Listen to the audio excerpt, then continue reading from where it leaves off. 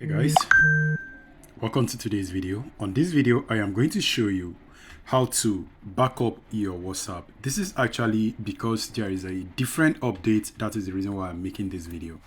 If not, I have made this video previously. Now to back up your WhatsApp, you notice where you have you right there on the bottom. You click on that and now look for chats. This area, click on chats. So from here you can see where it says chat backup. Click on chat backup. Now when you click on chat backup, another thing you need to do is to add a Google account.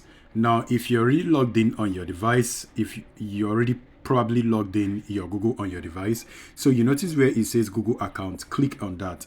Now it's going to ask you to choose a Google account for backup, and I'm actually going to hide this for security reasons. So click on continue and then click on allow. Now you notice it displayed only the Google account I have on my device. I only have one. So go ahead and choose that particular Google account. This is going to authenticate, probably load. Then after it finish loading, it is going to display you this option like so. So next thing you need to do is to click on continue. So after you might have done that, your email has now been added up. So after this, you can now click on backup to actually back this up immediately.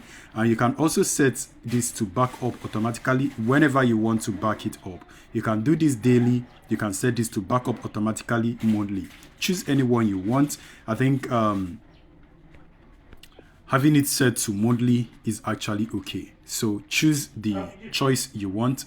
And when you're done, you click on backup. That is if you want to back it up immediately. But if you do not want to back it up immediately, you can just ignore that. And also, if you want to include the video on your backup, click on include videos. And this is going to actually include your videos.